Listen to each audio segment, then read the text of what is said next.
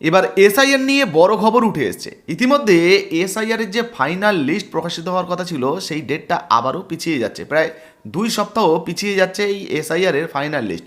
কবে প্রকাশিত হতে পারে সেটা আপনাদেরকে জানাবো, সঙ্গে কাদেরকে নোটিশ দেওয়া হতে পারে সেটাও কিন্তু জানতে পারবেন। আপনাদেরকে জানিয়ে দিই, এই এসআইআর নিয়ে ইতিমধ্যে সুপ্রিম কোর্টের তরফ থেকেও কিন্তু বড় ঘোষণা করা হয়েছে এবং ডকুমেন্ট, যে সমস্ত ডকুমেন্ট নিয়ে ইতিমধ্যে গরমিল চলছিল সেই ডকুমেন্ট নিয়েও কিন্তু গুরুত্বপূর্ণ আপডেট দেওয়া হয়েছে। তো কবে এই এসআইআর এর লিস্ট প্রকাশিত হতে পারে, কেন বা পিছিয়ে যাচ্ছে, চলুন এক এক করে আমরা দেখে নিই। আর কাদেরকে নোটিশ দেওয়া হতে পারে এই নিয়ে কী আপডেট রয়েছে চলুন এক এক করে দেখিয়ে দিই। আচ্ছা, প্রথমেই আপনারা দেখে নিন কী বলা হয়েছে। এসআইআর এর চূড়ান্ত তালিকা প্রকাশ পিছিয়ে যাচ্ছে 2 সপ্তাহ। গৃহীত অ্যাডমিট, আনম্যাপ ও সন্দেহজনকদের নাম 24 জানুয়ারির মধ্যেই, অর্থাৎ 24 জানুয়ারির মধ্যেই কিন্তু এটা প্রকাশ করতে হবে। কবে প্রকাশিত হয়েছে আপনারা একটু দেখে নিন। এই যে দেখুন 23 জানুয়ারি 2026, তো বুঝতেই পারছেন একদম নতুন আপডেট দেখাচ্ছি। কি বলা হয়েছে দেখুন, আশঙ্কা ছিলই, সুপ্রিম কোর্টের নির্দেশের পর আর কোনো উপায়ই রইল না। অন্তত 2 সপ্তাহ পিছিয়ে যাচ্ছে রাজ্যে এসআইআরে চূড়ান্ত ভোটার তালিকা প্রকাশের দিনক্ষণ। কমিশন সূত্রে এমনটাই খবর। তো বুঝতে পারছেন ফেব্রুয়ারি মাসের 7 তারিখে ফাইনাল লিস্ট যেটা সেটা প্রকাশিত হওয়ার কথা ছিল। এবার সুপ্রিম কোর্টের নির্দেশ অনুযায়ী আরও 2 সপ্তাহ সময় পিছিয়ে যাচ্ছে, মানে প্রায় আপনারা 14 থেকে 15 দিন ধরতে পারেন। অর্থাৎ যদি হিসাব করি তাহলে মোটামুটি ফেব্রুয়ারি মাসের 20-21 তারিখের দিকে হয়তো এই ভোটার লিস্টটা নতুনভাবে প্রকাশিত হতে পারে বা ফাইনাল লিস্ট প্রকাশিত হতে পারে। তার আগে আবার জানুয়ারির 24 তারিখে নতুন কিন্তু আপডেট আসার কথা রয়েছে, এলে সেটাও জানাবো। যাই হোক, এবারে দেখুন কি বলা হয়েছে। বলা হয়েছে গত সোমবারই এসআইআর নিয়ে একাধিক নির্দেশিকা জারি করেছে সুপ্রিম কোর্ট। তার মধ্যে অন্যতম কমিশন চিহ্নিত লজিক্যাল ডিসক্রিপেন্সি বা সন্দেহজনক ভোটারদের তালিকা প্রকাশ, সেই সঙ্গে তাদের নথি জমা দিতে হবে 10 দিনের মধ্যে, সময়সীমাও বেঁধে দিয়েছে শীর্ষ আদালত।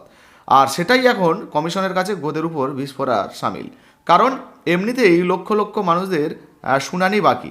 শুধু তাই নয়, জেলায় জেলায় এখনও শুনানির নোটিশ তৈরির কাজ শেষই করা যায়নি। আপনাদেরকে জানিয়ে রাখি, প্রচুর মানুষ এমন রয়েছেন যাদের ডকুমেন্টে গরমিল রয়েছে বা যাদের ধরুন পূর্বপুরুষের কোনো মিল পাওয়া যায়নি, কোনো সমস্যা রয়েছে, সেই সমস্ত মানুষকে কিন্তু নোটিশ পাঠানো হচ্ছে। ইতিমধ্যে প্রচুর মানুষের বাড়িতে নোটিশ এসে গেছে, এই নিয়ে আগে ভিডিও বানিয়েছিলাম, আপনারা দেখেছেন। আবারও কিন্তু এই রকম যে নোটিশ আপনার বাড়িতেও আসতে পারে, যদি আপনার কোনো রকম কোনো গরমিল থাকে আপনাকেও কিন্তু ডেকে পাঠানো হতে পারে। তো বুঝতে পারছেন। তবে হ্যাঁ, যদি আপনার সমস্ত কিছু ঠিকঠাক থাকে তাহলে চিন্তা করবেন না, কোনো সমস্যা হবে না। দেখুন বলা হয়েছে কয়েক লক্ষ নোটিশ তৈরি বাকি। তো যেটা বলছিলাম, প্রচুর মানুষের বাড়ি আবারও কিন্তু যেতে পারে।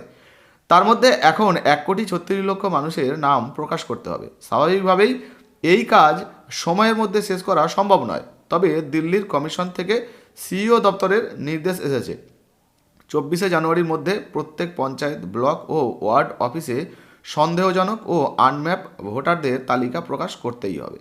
ওই তালিকা নিয়ে কারো আপত্তি থাকলে সংশ্লিষ্ট ব্যক্তিকে 10 দিনের মধ্যে জানাতে হবে। অর্থাৎ যে লিস্টটা 24 জানুয়ারির মধ্যে দেওয়া হবে, যদি ওই লিস্ট নিয়ে কারো সন্দেহ থাকে সেক্ষেত্রে কিন্তু 10 দিনের মধ্যে তাদেরকে জানাতে হবে। এর পাশাপাশি সুপ্রিম কোর্টের নির্দেশ মতো অ্যাডমিট কার্ড নিয়েও বিজ্ঞপ্তি জারি করে দিয়েছে তারা। তো বুঝতে পারছেন সুপ্রিম কোর্টের নির্দেশে, এর আগে একটা ভিডিওতে আপনাদেরকে জানিয়েছিলাম যে মাধ্যমিকের অ্যাডমিট কার্ড প্রচুর মানুষ দিয়েছিলেন। সেই নিয়ে কিন্তু একটা আপডেট উঠে এসেছিল যে অ্যাডমিট কার্ড যারা দিয়েছেন তারা সমস্যায় পড়তে পারেন, কারণ অ্যাডমিট কার্ড এই যে নির্বাচন কমিশন তারা কিন্তু গ্রহণ করতে চাইছেন না। তবে এবার সুপ্রিম কোর্টের নির্দেশে আরও একটা গুরুত্বপূর্ণ আপডেট চলে এসেছে। দেখুন কি বলা হয়েছে না, সুপ্রিম কোর্টের নির্দেশ মতো অ্যাডমিট কার্ড নিয়েও বিজ্ঞপ্তি জারি করে দিয়েছে তারা। জানানো হয়েছে মাধ্যমিকের শংসাপত্রের পাশাপাশি গ্রহণ করা হবে অ্যাডমিট কার্ডও। তো বুঝতে পারছেন, মাধ্যমিকের যে সার্টিফিকেট সেই সার্টিফিকেটের পাশাপাশি যদি আপনার কাছে অ্যাডমিট কার্ডটা থাকে আপনি সেটাও কিন্তু দিতে পারেন। তবে হ্যাঁ, যে অ্যাডমিট কার্ডটা দেবেন তাতে অবশ্যই জন্মের তারিখ উল্লেখ থাকতে হবে। আর প্রত্যেক অ্যাডমিট কার্ডেই কিন্তু এটা থাকে, আশা করি আপনারটাতেও আছে, একবার দেখে নেবেন। দেখুন বলা হয়েছে এখানেই শেষ নয়, শুনানির পর প্রাপ্তি স্বীকার করে রসিদ দেওয়ার জন্য ইআরও এবং এই আরওদের নির্দেশও জারি করেছে কমিশন। এছাড়া রাজ্য পুলিশের ডিজি এবং কলকাতা পুলিশ কমিশনারকে চিঠি দিয়ে নিরাপত্তা বাড়ানোর জন্য বলেছে কমিশন। তো বুঝতে পারছেন, এই নিয়ে কিন্তু একটা গুরুত্বপূর্ণ যে মূল বিষয়টা আজকের ভিডিওর, সেটা হচ্ছে প্রচুর মানুষের বাড়িতে আবারও কিন্তু নোটিশ পাঠানো হতে পারে যাদের ধরুন মিল নেই বা কোনো সমস্যা রয়েছে। কিন্তু আরেকটা গুরুত্বপূর্ণ আপডেট হচ্ছে যে যারা যারা মাধ্যমিকের অ্যাডমিট কার্ড দিয়েছিলেন বা যারা দেবেন ভাবছেন তাদের জন্য সুখবর রয়েছে। সুপ্রিম কোর্টের নির্দেশ অনুযায়ী আপনারা কিন্তু দিতে পারবেন। আর তৃতীয় নম্বর যে আপডেটটা রয়েছে, দুটো আপডেট তো জানালাম, তৃতীয় নম্বর যে আপডেটটা রয়েছে এসআইআরের যে ফাইনাল লিস্টটা সেটা কিন্তু আরও 2 সপ্তাহ পিছিয়ে যাচ্ছে, 2 সপ্তাহ পরে কিন্তু, অর্থাৎ যে ডেটটা ছিল সেই ডেট থেকে 2 সপ্তাহ সম্ভবত পিছিয়ে যাচ্ছে, এবং তারপরে কিন্তু নতুন লিস্ট প্রকাশিত হতে পারে। নতুন ডেট হলে সেটাও কিন্তু আপনাদেরকে জানাবো। তো ভোটার ভেরিফিকেশন নিয়ে আপনার যদি কোনো প্রশ্ন জিজ্ঞাসাবাদ থাকে তাড়াতাড়ি কমেন্ট সেকশনে কমেন্ট করুন। আর হ্যাঁ, আপনি যদি সরাসরি আমাদের সঙ্গে কথা বলতে চান বা তাড়াতাড়ি রিপ্লাই পেতে চান, আমাদের যে ফেসবুক পেজটা রয়েছে OIC-SDR, ঝটপট গিয়ে ফেসবুকে সার্চ করুন OIC-SDR, লিখে সার্চ করলে ফেসবুক পেজটা পেয়ে যাবেন, একটু ফলো করে দেবেন। তাছাড়া ডিসক্রিপশন বক্সে লিঙ্ক দিয়ে রেখেছি, ওখানে ক্লিক করেও কিন্তু ফলো করতে পারেন। আর ভিডিওটা অবশ্যই কিন্তু ফেসবুক হোয়াটসঅ্যাপে শেয়ার করবেন। ধন্যবাদ।